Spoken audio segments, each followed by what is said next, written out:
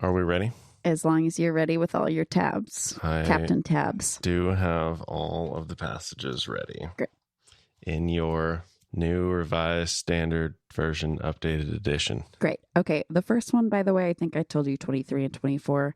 We can back that on up to 19 through 24. Oh my, that's what I'm talking about. Backing it on up. More text, baby. More text. That's right. Always more text. No beheadings this time, though, so bummer. No beheadings. So far. Yeah.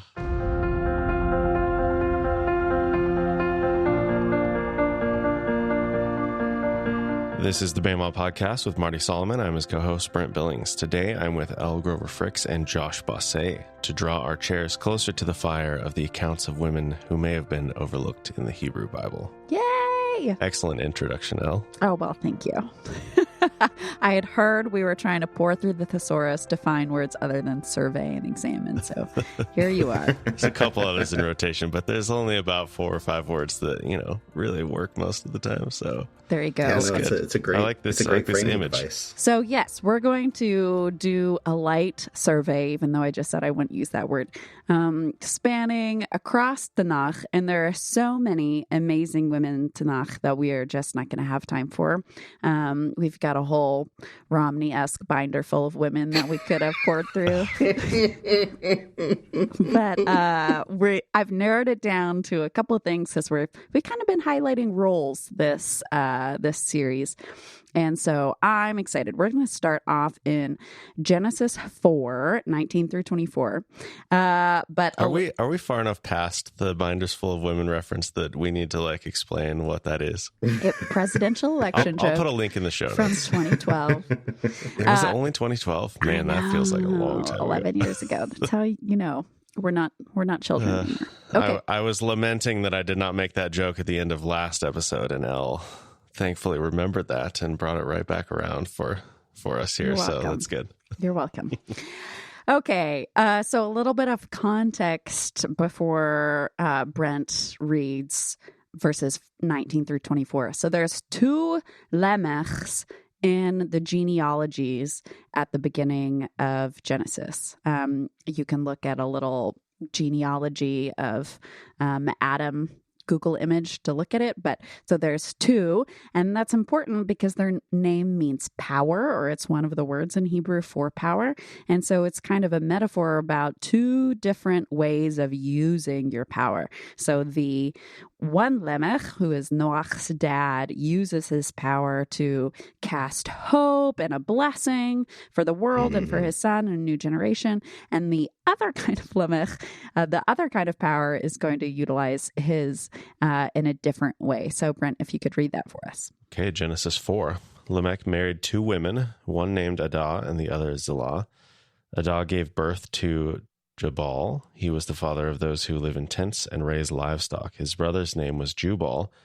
He was the father of all who play stringed instruments and pipes. Zillah also had a son, Tubal-Cain, who forged all kinds of tools out of bronze and iron. Tubal-Cain's sister was Naamah. Lamech said to his wives, Adah and Zillah, "Listen to me. Wives of Lamech, hear my words. I have killed a man for wounding me, a young man for injuring me. If Cain is avenged 7 times, then Lamech 77 times. That was so great, Brent. I actually read the wrong version, though. That's okay. Elle requested the new revised standard version, updated edition, and I lost my mind and read from the other column. Oh, well, how exciting for us. I was speaking about the fact that you, with confidence, just charged in on all of those names you were saying fantastically and correctly. Yeah. Oh, but yeah. you stated it well. You carried it with confidence. Well, we have looked at this passage many times for many reasons, so this is kind of a familiar territory for Bama listeners and for my pronunciations that I have. It's okay. Yeah. In a long life, work on it. I cannot make the sounds required to say some of these correctly. No, I believe in you, Brent. It's there. I mean, I'm sure I have the capacity with the right amount of training and practice, but like At this point, my physiology is not built for this. Got to work out every day. Just say your ayins. Yeah, Okay. yeah, exactly. So we do have an ayin in that first name. So it's Ada and Sila. So first off, they've got these 4 kids. They're presented as the sons of the women, by the way, not the sons of Lamech. And they're the original pastoralists, instrumentalists, metallurgists. I don't know. I don't know English. Metallurgists. I got that one. Great. There we go. And vocalists. So we've learned that these women are in charge of passing on the skills to their kiddos around the insula. So in previous episodes. And so the text is kind of framing the women as being the originators of these arts and works of creativity in the Bible. And that stands out to me for 2 reasons. One, from a broader cultural perspective, gifts like music are usually given from polytheistic deities down to humans. And in God's book, they are coming from women. So I think that's cool. Yeah. That's crazy. Like going back to the idea that we've gone over this passage so many times. Right. Usually because of the 7 and 77 thing. But that it's just so ridiculous that he would say that in the first place, and it overshadows all of these other details in the story. Right. Right. No, I mean, I think it's very valid that our attention is drawn to the fact that he murdered a child. But so focusing on other details for a hot sec. So if you find it sketchy that they're the real originators, because you can say, well, it's their kids, not them. We can get some insight from their names. So at first glance, Ada means adorned or ornament. And Sila, coming from Tslil, is one way of looking at that, means melody. It's an onomatopoeia for the tinkling of cymbals, which you can kind of imagine with Tslil. At least you can imagine it when you say it. I'm sure they're up there in heaven just enjoying. Okay, so Ada matches up with the pastoralism and metallurgy. Herds are often decorated, by the way, when we find like pictures of animals. They're not just like there. They have cute little, usually red decorations. And then Sila matches the 2 musical arts, right? However, there's more there if we dig a little bit deeper on their names. So if we look at Ada again, yes, it comes up with adornment or adorned, which matches our kind of cultural idea of femininity, right? At least in the present and probably in the past as well. But if we look in Gesenius, which you can find in BLB, first off, you'll be rewarded for your work by the phrase, hence booty, which I just think is great. You have to find the things that keep you going. So you're welcome. But also, we'll see that in Job, it's a word used to describe a lion advancing towards their prey. That Ada has to do with advancing. And so Ada is not just Lamech's eye candy. She's an advancing, powerful predator overtaking something. And so when we open up something so simple as the translations of these names, it invites us to look a little bit deeper at ourselves and the women around us in our lives, right? Is someone just a wife or a mom or an adornment for her husband, right? Or is she also an advancing lion? I think that's pretty cool. And then what about Sila? So I said Slil, but means melody, but Sil also means shadow. So yes, I was going to ask about that. Yeah, that's the one we usually go for. So Sil we saw most recently when we're talking about being made in the shadow of God. But if we think about shadows from non-biblical perspective, if we think about a woman named Shadow, we're like, oh, she must be really quiet, or she follows Lamech or Ada around really closely and never does anything they don't tell her to do. However, the biblical image for shadow is it's a powerful image of protection, right? How many times do the Psalms say, I take refuge in the shadow of the Most High? Or shade. Shade in the desert. Right, exactly, which are the same word. Shade and shadow. There's also like the supernatural kind of shade and shadow that lives in Sheol, but that's a different conversation for a different time. So these women are definitely more than one thing. So whenever we're tempted to stereotype biblical women ourselves or the women around us, we can remember Ada and Tzila, that they might be quiet, and there's nothing necessarily wrong with being quiet. But maybe Tzila is also a fierce protector of her loved ones, or Ada, yes, she's beautiful, but maybe she's also, a fearsome lion ready to track down her goals. To jump in there on the adornment and like predatory thing, like that is something you see in nature. Like predators often have big signs, poisonous frogs or lions' manes, like they a lot of times display that.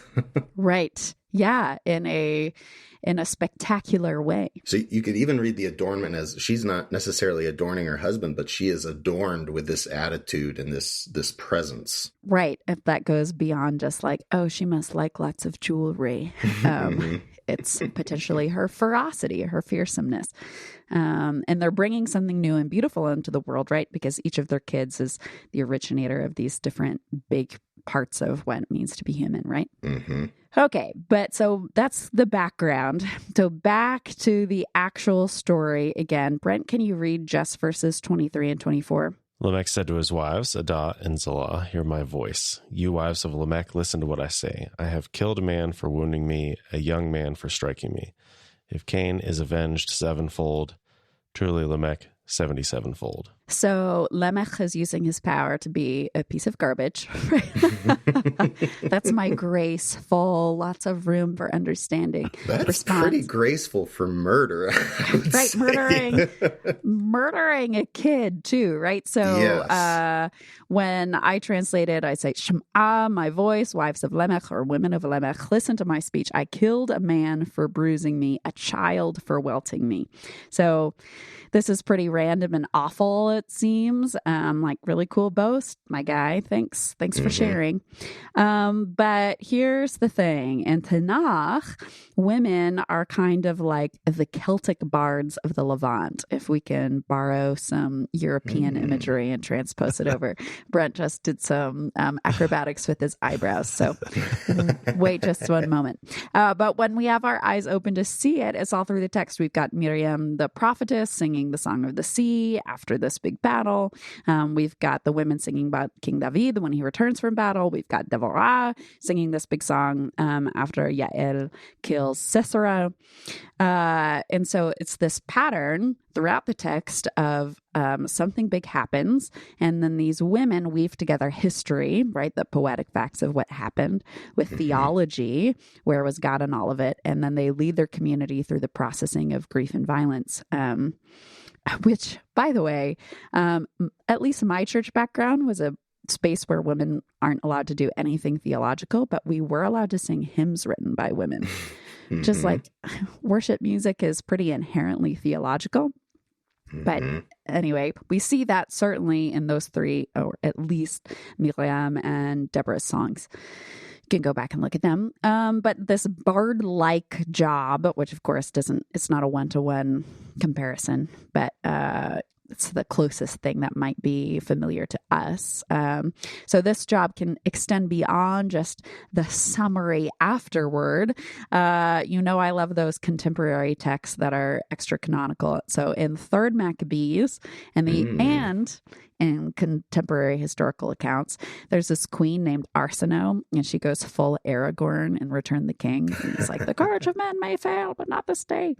And she goes out before the troops when this battle isn't going well. And it says that her locks were disheveled, and she exhorted them to defend themselves and their children and their wives bravely, and promised them this extravagant reward from her treasury if they win the battle. Just a very Queen Elizabeth I at Tilbury, yelling like, let the tyrants fear before the troops. So there's this context that the original recipients of the text would be used to, of the men come and tell the women what happened on the battlefield, and they're expected that they're going to weave together this beautiful, exalting, epic, song or saga, exalting them and praising them. And so all Lamech gets in response to telling them that he defended his honor and the honor of his name by killing a kid is silence. And I find that to be very heartening because we're not all Queen Elizabeth or Arsinoe. We don't all have extraordinary power to change things in our families or churches or communities. But we have more power than we think. And here, Ada and Sila exercise their power through silence. Maybe they're in a semi-abusive environment. Lamech doesn't sound that like grounded to me, not like a really safe guy. And maybe they felt like they didn't have the opportunity or safety to stand up and say, that's wrong. You shouldn't have killed that guy, even though I know the Midrash says it was an accident and all this stuff. Yes. But they do still exercise this non-compliance. So maybe we can't transform our family culture or our community or church from the inside out by standing up and yelling at the elder board or whatever. But maybe we don't have to if we don't have the ability to be a Vashti, right, and walk out. Maybe there's other areas that you can exercise or that we can exercise Ada and Sila's courage and tenacity just by saying no. I'm not going to go do that thing I'm asked to do. I don't think I've ever considered this particular song as being composed by Ada and Sila. Like that is a new idea to me, and that brings up a lot of interesting things. I think it's really interesting too that they are specifically named as like the intended recipients of the Lamech's message to them. Right. And what's also interesting to me, and I would love for you to talk about this, like obviously a kid was killed in this over some conflict. So tell me about the difference. So originally it uses the word ish, man, which generally seems to refer to adults. Although then you have other words like na'ar, which might, be talking about a young man. But when he gets to the child part, he just says child, like use the word yeled, which is like a kid. Yeah, exactly. Like someone who is born, like it's also the verb for to give birth. So it seems like there's a little bit of a dissonance there. Is that maybe them saying like he is putting on as if he fought another person as if they were a man, but in reality they were a child? Do you think there's like them kind of putting that tension in the song? I think there's two possibilities there. I think that repetition, when you zoom in a little bit closer on the second repetition, is a frequent poetic structure in Hebrew, right?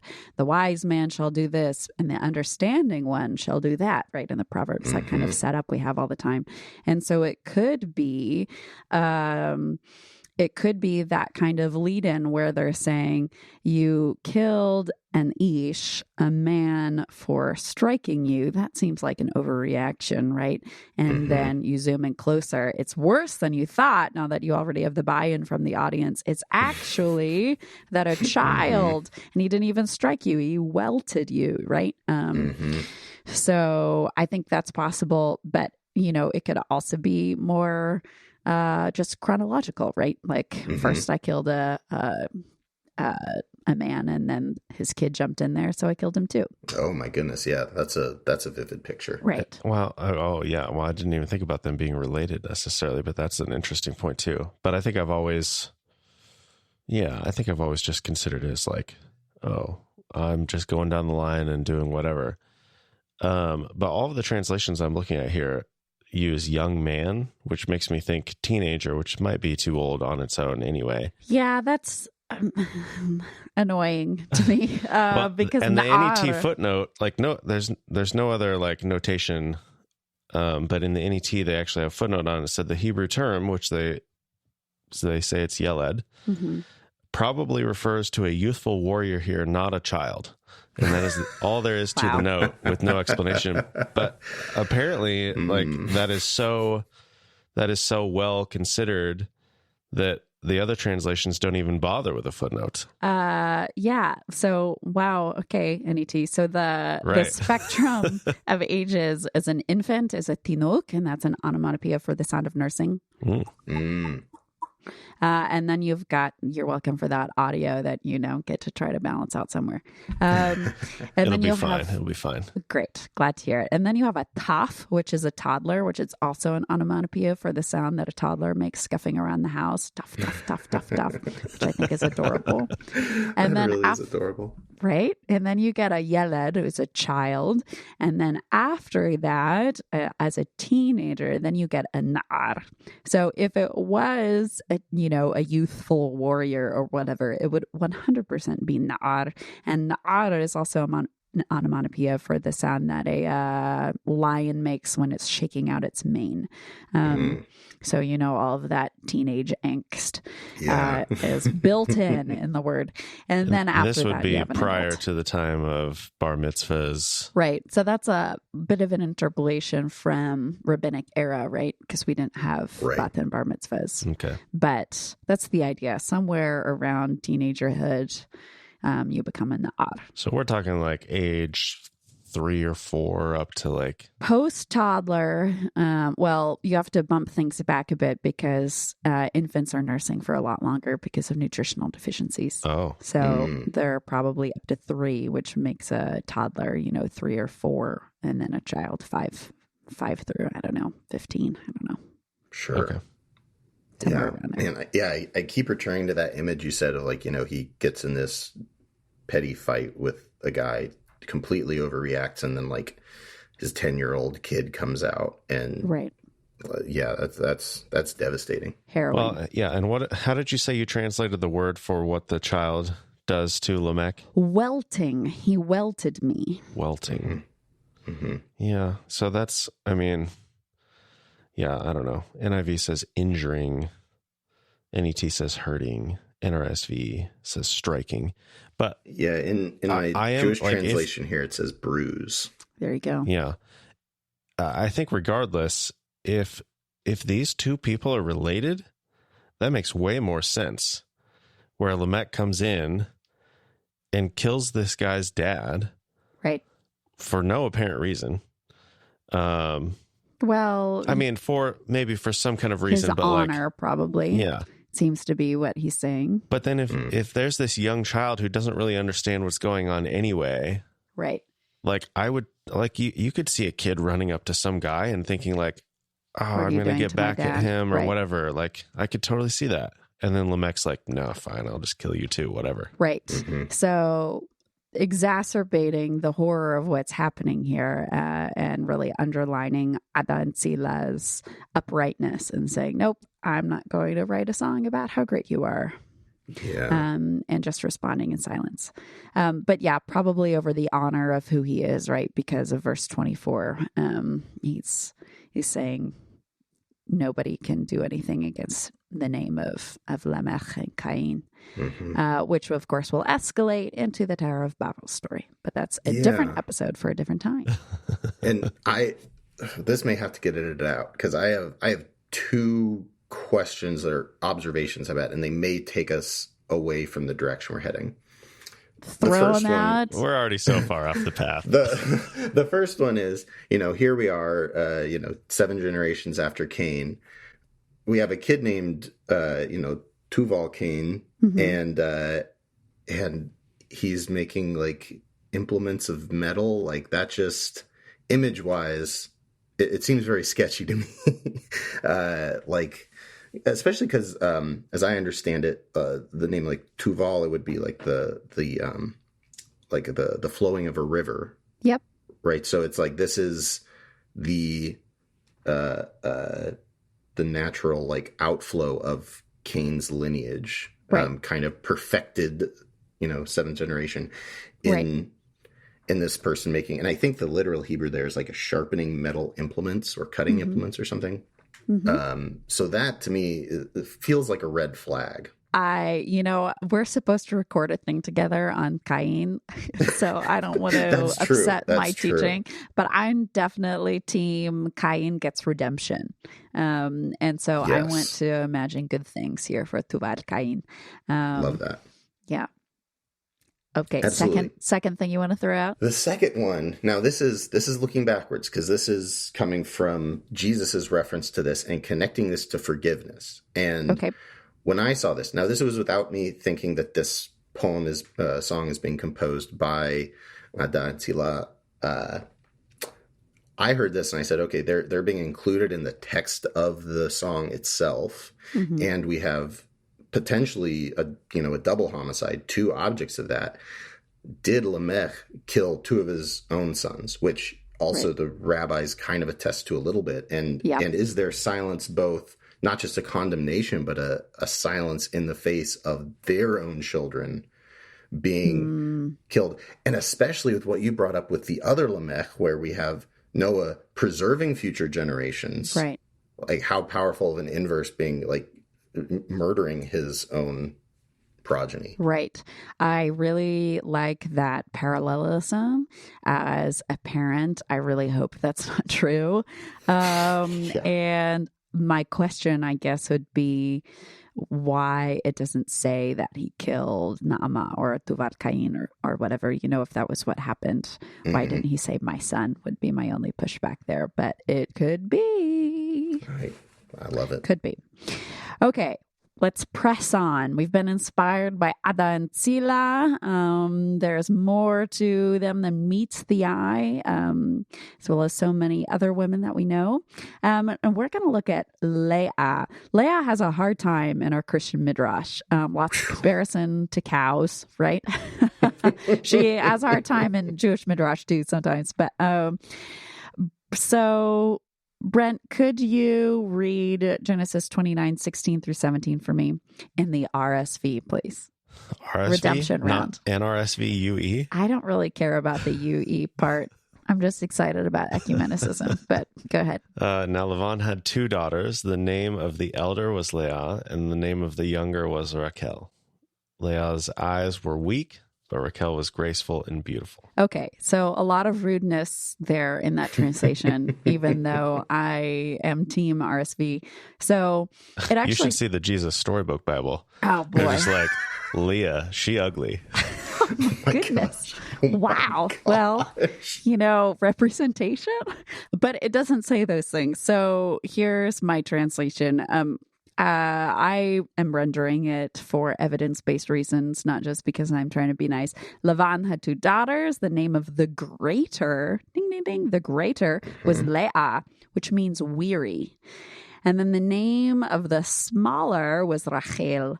And the eyes of Leah were tender and gentle, leaving the Rachel part off because that's not what we're looking at. So her name means weary.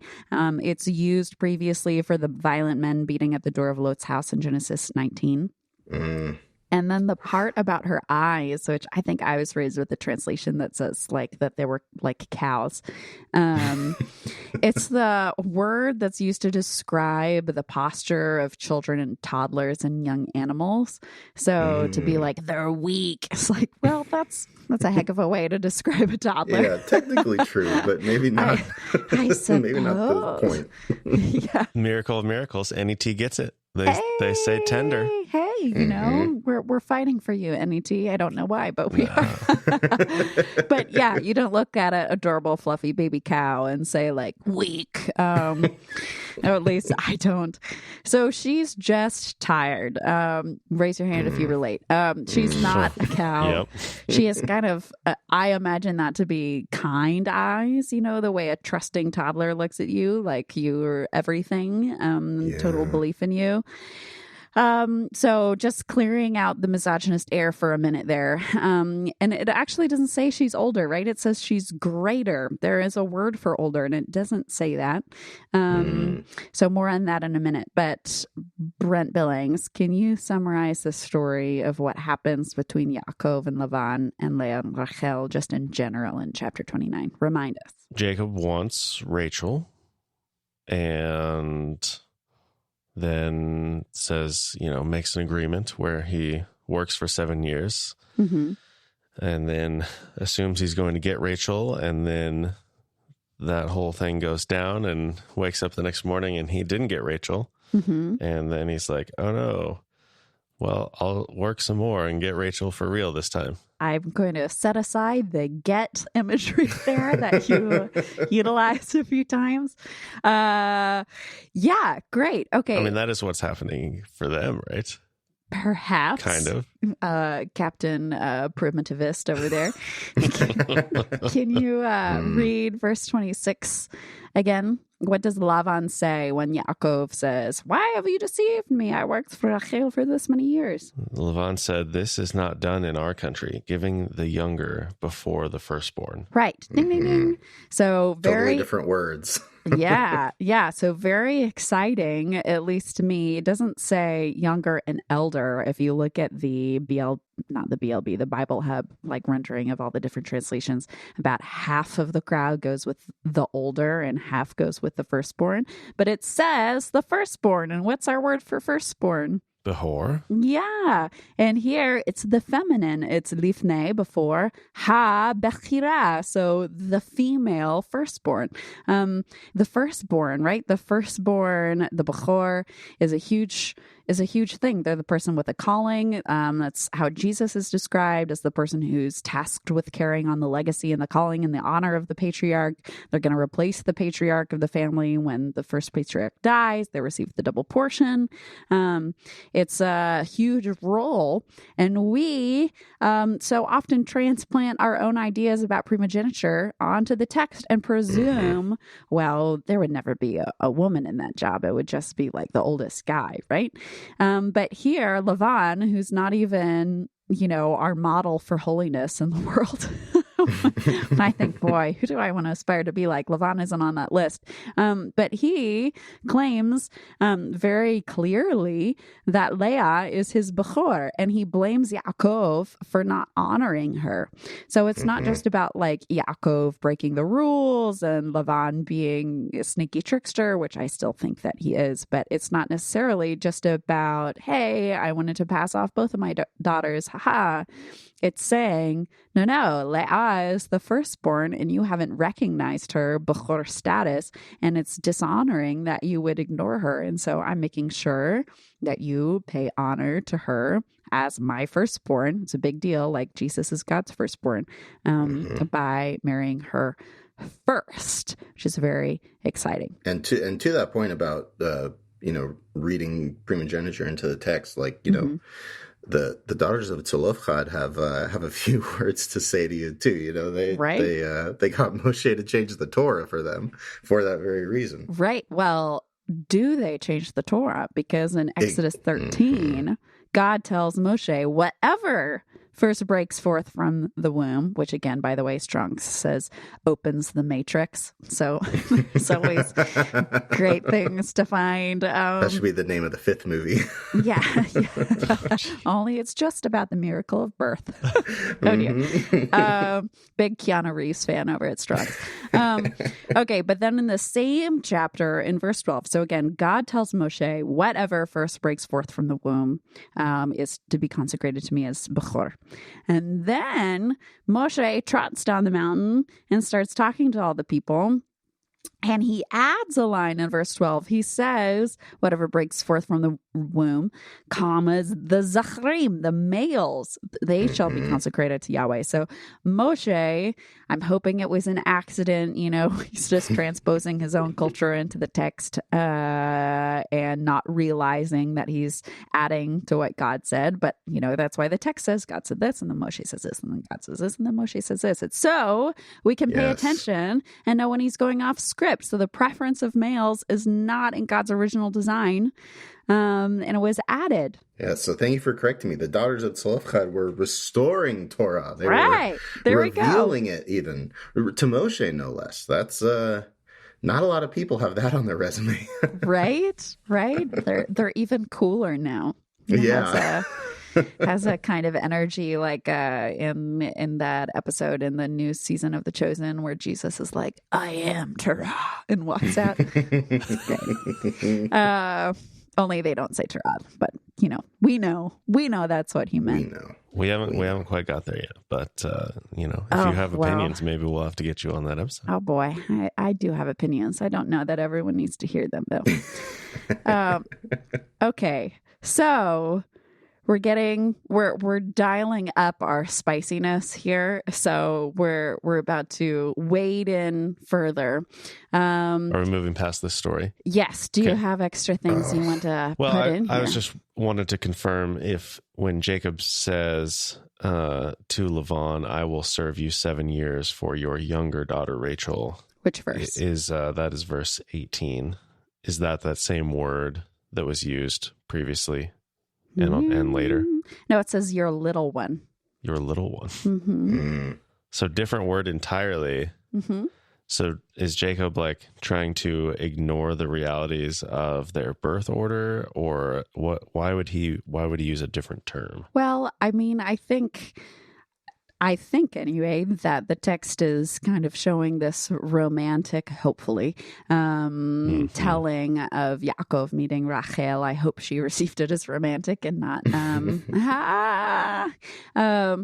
and so, I think that kind of fits with, he feels to me, especially at this point of the story, is a kind of off the cuff.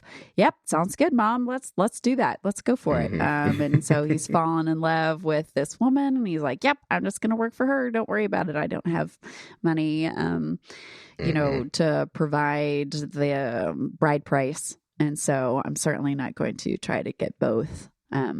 So I think that's a bit what's happening. So Lavan is actually upholding order here into the chaos of Yaakov's choices. Yeah, Yaakov is definitely chaotic. I feel like I have 10 more questions, but maybe we should just move on to the next passage, and we can come back. Go ahead. I have one thing I really want to emphasize here, which is like the tension between what you talked about with these two observations about Leah, which, weary, but then, man, still having the gentleness like in your eyes, like that speaks to a lot of her character. And I think when we consider like she is the mother of half of the tribes of Israel, right. including Levi and Yehuda, like that's right. I think and especially with God seeing her specifically, I think we see maybe to call back to another story, like maybe someone who should have been treated like Sarah was, but was overlooked. Right. More reverence. Yeah, it's weird that we render that whole passage and we're like, oh, the women are fighting again. That's about it. And then we decide that Rachel is probably hotter and Leah is probably like a cow. And that's all we think about. It's like, well, we're not helped by those translations. Yeah. Seriously, so many other, like we could do a whole episode on that one little passage, I think. Yeah, I really feel my heart's aching that we're moving past Leah, but I'm excited for where we're going next. Yeah, I mean, we can have an episode in the future all about restoring Leah to her honored spot. But right now, just pointing out she was the Bechor, and that means that women can be Bechors, and it's just Moshe's fault for obscuring that. All right. So Exodus 38. This passage, we're encroaching into Yehoshua's material here, which I believe is to come in the chronology of when these episodes come out. But this is beyond what he's covering, I believe. Yes, okay. This is we're just covering the instructions given on the mountain. Oh, gotcha. It goes to show how many of those PDFs I've carefully studied. I apologize.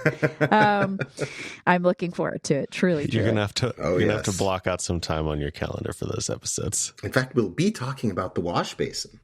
Ooh, well, great. If you haven't recorded it already, maybe this will show up. Okay, So in Exodus 38, we're talking about how we set up and run the tabernacle. So can you read that verse for us, Brent, before I? Oh man, I've gotta take some deep breaths for this teaching. Okay. 38 verse 8. He made the. I don't know who he is in this case. Who's doing this? I would assume this is Moshe, yes. I closed out all my tabs. So just a second. Well, I'll look into that after I read it. Okay. NIV says they made. Anyway, he made the basin of bronze with its stand of bronze from the mirrors of the women who served at the entrance to the tent of meeting. Okay. So again, if you look at the whole list of different ways that people translate this section, this is me tempering my spirit here. That's the big sigh that you just heard us. All right, it's going to be okay. It's women serving. It's women ministering, maybe. Oh boy. So the word for serve, avad, right, comes up all the time in Exodus. The word for minister, sharat, also shows up all the time when we're talking about the priests, the kohanim, the way that they attend to God, has to do with like being a waiter. So to be a priest is like to be a waiter upon God and upon his people. That is not this word. This word is the word tzaba. And if you grew up, singing All My 80 Fortresses Are God, or you have a particular translation of your Bible, you're familiar with it because your text will say Adonai Tzabaoth, or Lord of Hosts, or the Sabaoth, right? Those are all transliterations of this word. And if you pull it up in a concordance, it is incredibly clear. Atzaba is an army. It's always an army. Host just means army. We've kind of, missed that maybe in the old English there that we've kept. But all through the text, Genesis 21, at that time, the commander of the Tzava, the army, said to Abraham, Genesis 26, Avimelech went with him, and the commander of his tzava, his army. Exodus 7, Pharaoh won't listen to you. Then I will lay my hand upon Mitzrayim and bring forth my army, etc. If you look down this list, how many times has it used? 486 times. Army, army, army, army, army, army, army, army, army, army, army, army. Warriors. Just a pure militaristic term. Pure. Absolutely. And then for whatever, I say whatever reason, like I don't know the reason, but we get to this verse and we're like, oh, they're not warriors. They're not part of the army. They're just ministers, or they're just servants. They're serving women. They probably just have like the refreshments and the cookies, and they're standing there saying, hi, welcome to the tabernacle. No, no. Okay. So they're there at the door, the opening. It doesn't actually say door. It says the opening to the tent. And they are described, in case you missed it in my, dialed down fury here. It's ha Tzavaot. So it has this feminine ending on this word for military figures, for warriors, for an army. And we know that continued to be a thing because they show up in for Samuel, right? They're having some problem with Eli's sons there. But so throughout the text, from Torah through the narrative, these women are there and they've been stripped of their identity by super frustrating translation. So that's the first thing. So hold on. We have warrior women at the entrance to the tent. That's a whole thing for us to grapple with about the fact that they existed in general. But then secondly, it says that they have mirrors, right? Because it was from their mirrors that they made the wash basin, the laver, whatever. And Josh knows there's a great, when I say great, I'm being facetious as I can, midrash about these women in their mirrors because, and also because the Jewish people have, the Hebrew, they know that it says army. And so they combine the mirrors with the army to talk about, women in Egypt using the mirrors to seduce the men so that they could raise up an army because, that's what women are good for. They're not actual warriors. They're just there to seduce people. Got to watch out for them. And so that means they're really vain. And in the Midrash, Moshe threatens to break their legs which wild choice. And God says, no. They still have to sacrifice their mirrors, but like it was good because it's good to seduce God's people if it means that I get an army. So not my favorite midrash, just letting you know if you're not familiar. There's a whole lot of different kinds of midrashim out there, and they're not all like beautiful and revelatory. Yes, as much as we are fans of the rabbis and their insights, they do not bat 1,000. They don't. There's criticisms to be had, if you can believe it. Right. Well, and I think this is pretty well illustrated throughout our podcast, but maybe especially so in episode we did on Noah, talking about whether it's castration or whatever. That would be episode 209, and the possibilities just presented there are mutually exclusive, so or potentially so anyway. So yeah, I think people are not surprised familiar. That midrash can be Sketch. Yes, not just sketch, but just like different. There will be different midrash that have conflicting ideas about the same thing, even. Absolutely. So. Sure. Yeah. Okay, so what is happening here? In my opinion, of course, bringing all my biases to the table, that's not what's happening in the story. I would posit that it's even less likely because mirrors in the Bronze Age are not that clear. It's not going to help you put on your liquid eyeliner. They only show you a smoky, kind of hazy version of yourself. So that interpretation is extra stupid and annoying, in my opinion. So not even good in like a Saving Private Ryan sense where you're looking around the corner. Well, in battle. Snipers are a big problem back then. Absolutely. But we're going to get to that. So 2 big uses of mirrors, especially bronze mirrors. One is divination. So you can do a tea leaves type of situation where you're like, with a bunch of incense and, possibly other things involved, saying, what do I see in the mirror? And so that makes sense that God would want to get rid of those. But on the other hand, usually there's a pretty clear commandment from God that says, don't practice divination when it comes up. And that's not mentioned here. I don't know why these warrior women would have, divination tools with them. But like you said, for those dastardly snipers. No, but there is another reason that you have mirrors.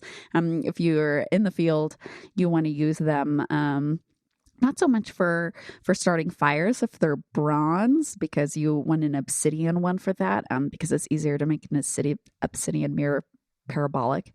We have those at these famous archaeological sites. But anyway, a copper mirror is pretty much going to be good for signaling. So if you have a force that goes ahead, maybe these women are scouts, maybe they take their troop and go out and see what's going on. They need to be able to fight in case you run into, Egyptians, Philistines, whatever it might be. And so you have signaling mirrors with you. So it's not like that they're so vain or dastardly divinators that God, it's like, lay down your mirrors. But rather, God recognizes, yes, you have these great skills and yes, you have these tools, but you're not necessarily going to need that tool because you're not going outside of the camp anymore because you have a new special role involved in God's people's worship and the maintaining of his house, right? And that they're apparently guarding maybe the entrance to the tent. And so their skills and possessions are lent over for use by God, which is a positive thing. Amazing what things can open up when we don't obscure the heck out of what's actually going on in the verse. Well, the entity really does incredible. sort of like saddle up to the idea. In the footnote, it says the word for serve is not the ordinary one. It means to serve in a host, especially in a war. Okay. So they're coming alongside, barking up the wrong tree. And just to follow up on what I said earlier, the he in this verse, as far as the text is concerned, is explicitly Bezalel. I'm assuming the NIV is saying they because it seems a little silly because his name does not appear until all the way back at the beginning of Exodus 37. So I think maybe they're assuming like this is a little bit silly for one person to be doing all this stuff. But interesting. As far as the text explicitly saying this is Bezalel doing the work here. It's singular masculine, so it is definitely he made But what were you going to say, Josh? Oh, just I mean, he's both going to be a very central figure in some of the chapters you and I are going to be covering, but also just his name shares that root tzel with tzilah. Right. A reference to shadow. In the shadow of the In the shadow of Elle. There's a reason I go by my full name, which is Ellen in Israel. I do not go by God. Hello, what's your name? The Lord. No, that's not what I do. I should have made that joke. Yeah, the moment passed, alas. Okay, the point here, folks, bad, misleading translations lead to bad interpretations, which lead to bad imaginations about women's roles and what they're supposed to be. And when we slap the word biblical over it, especially so, right then, because we're imagining that our bad interpretation is authoritative. So here we have women serving in the military, not just as medics or food servers or whatever. That's a different word. So it's time to recalibrate our biblical compasses about what women were up to. Ding, ding, ding. And that brings us to our last passage that we're going to look at together. So before we read the exact verse, I've been having Brent do some summary. So Josh, do you want to summarize what's going on in Isaiah 40? Give you an easy one. We have some stuff going on that we might be familiar with. We have a voice of one calling out, making the way for the Lord. We have some very familiar language to us about the spreading of a message of, later in the New Testament will be cast in terms of kingdom and John and Jesus. And that I don't exactly know where I should land this because there's just so much here. But yeah, there's a lot. We've got the comfort my people, cry to her that her warfare is ended, which, by the way, warfare, what's that word? Oh, it's sapa. Fascinating. Not my ministry is ended. Weird. Okay. And this message of what's now coming. What is God calling out to us? And there's a huge emphasis on this messenger image, this voice image. Right. It's God speaking to a messenger, and this is what you're to say. And so looking at that, zooming in then on verse 9 with all those things in mind, Brent, can you read verse 9 of Isaiah 40 for us? You want the RSV in this one? I'm amused by this. Get you up to a high mountain, O Zion, herald of good news. Lift up your voice with strength, O Jerusalem, herald of good news. Lift it up, do not fear. Say to the cities of Yehuda, here is your God. Get you up. Sure, why not? I really love like it. that, yeah. Get up. Get. Yeah. I mean, yes, it says al, so that's like our word for ascending. So ascend to the mountain might be confusing. Like, are we floating? What's happening? Okay, so where's the woman in that passage, right? Get up on the mountain, you. Lift in power. By the way, koach is, in my opinion, better translated power than strength. Your voice. And then again, this word, if you look across translations, some people go with heralds, some people go with messengers. And in the Hebrew, the root there is bashar. Brent, how would you describe an evangelist in the New Testament? An evangelist? Yeah. What's, when we think from our cultural definition, what does an evangelist do? Well, maybe I think of Paul like going into a city and like preaching to a big crowd on. Sure. And he's spreading the good news. The good news. And what's that word? What's the gospel good news? What does that reference in the Greco-Roman and Mediterranean world? The coming of a new kingdom. Right. We've got big news. A new kingdom is in town. You guys need to know you now belong to Ptolemy's kingdom, right? So this word, bashar, is used in the same way throughout the text. So 1 Samuel It says that this messenger, this evangelist, this person spreading the gospel, this herald answered and said, Israel has fled before the Philistines. There's been a great slaughter among the people. Oh no, these people are dead. It continues like that. 2 Samuel 1, tell it not in Gath, publish it, not in the streets of Ashkelon, lest they rejoice. So we're always telling the news of what's happening. 2 Samuel 4, behold, Shaul is dead, thinking to have brought good tidings, right? We thought that there would be good news here, but instead Shaul has been killed, etc. It's this military, something has happened, whether good or bad, but about a kingdom. In these passages, it's usually the kingdom of the Philistine instead. But it shows up throughout the text. And now here, in this context where we think a herald of a new kingdom, someone who God is speaking to and telling what they're supposed to preach to Israel, it's that same word, this bashar word specifically, mebasheret, and it has that t on the end because this is a female... a female herald, a female evangelist, a female spreader of good news and good tidings. And so this whole chapter potentially is speaking to a female figure of Zion who is supposed to go and do these things and share this message. Bashar there, by the way, the root has to do with flesh and the redness of flesh. And so I was going to ask about that. Yeah. Because I'm like, Basar, I remember where else that's used. Different connotation. Yeah, that was weird. It's because that word, as so many others do, have to do with redness. And so it's when you bring good tidings. Well, maybe.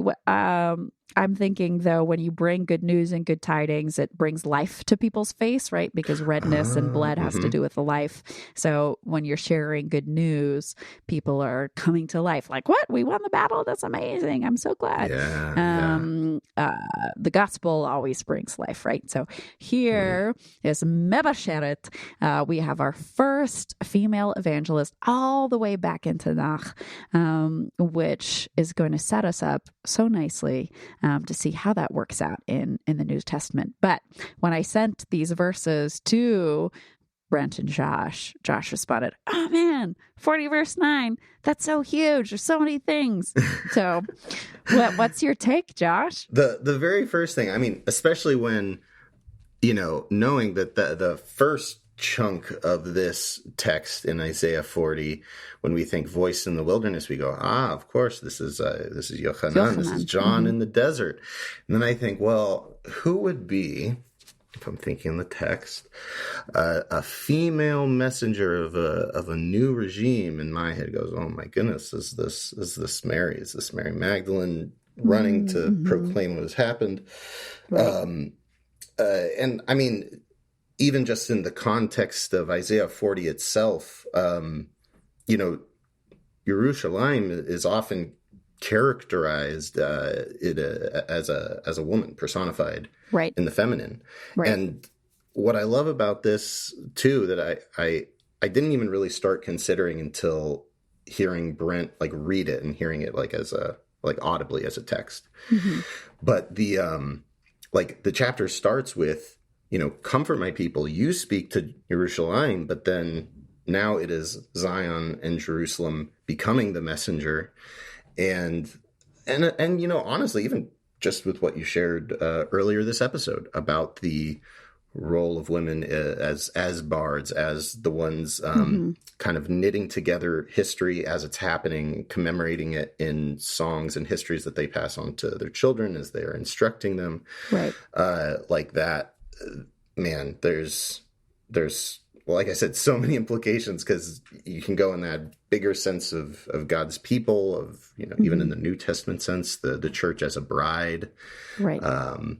But then, in the person of Mary Magdalene, I see there's a real strong connection to identify her with that, I think. Yeah, I think that's a great fulfillment line to bring out. But yeah, it's in this michut form, which we talked about last week when we talked about Kohelet.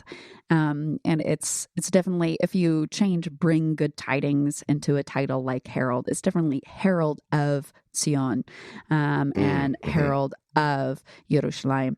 So it's,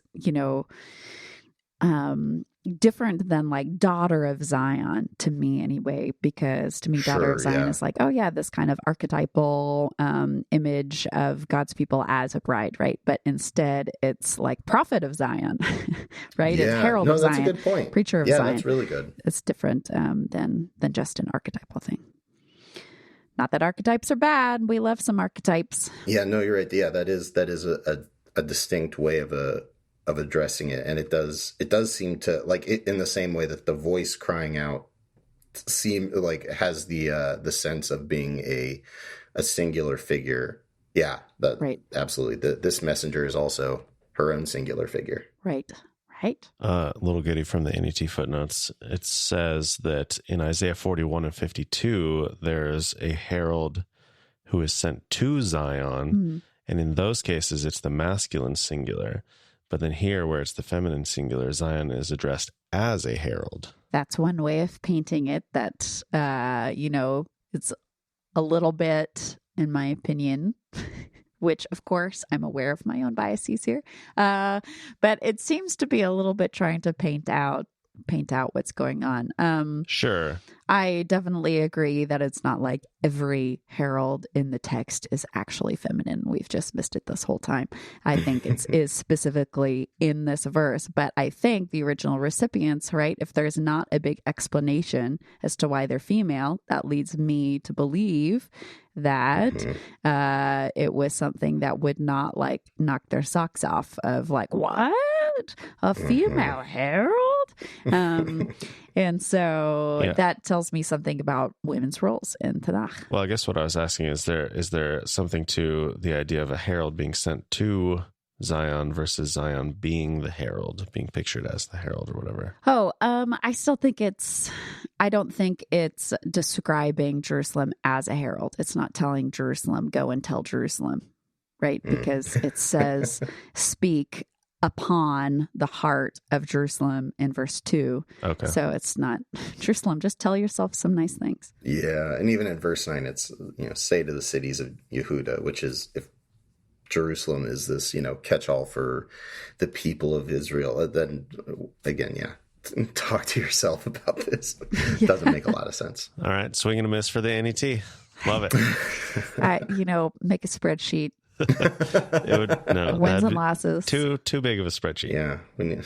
It's just one of those things where it's surprising how much it nails it in some instances and how it just totally misses the mark in others. So this is why we have so many resources. There we go. I have one more question, and it might be totally taking away, but I do see earlier, just up in verse 5 and 6, talking about that word for messenger, basar, like we have two mentions of flesh, and I believe both of them use that same word. Do you think there is some interplay there in the text? I think it's probably a poetic repetition that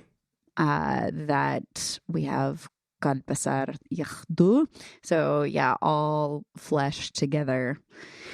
Right, everyone shall see it. And then it's saying, so if all the flesh shall see that this is true, that Yahweh has spoken, and then it's followed up by saying, speak to that flesh, right? Because that's the image behind herald, is someone bringing life to flesh. So it's kind of like the follow through. Yeah, and the closer I look at it too, because the use between 5 and 6 are kind of opposite.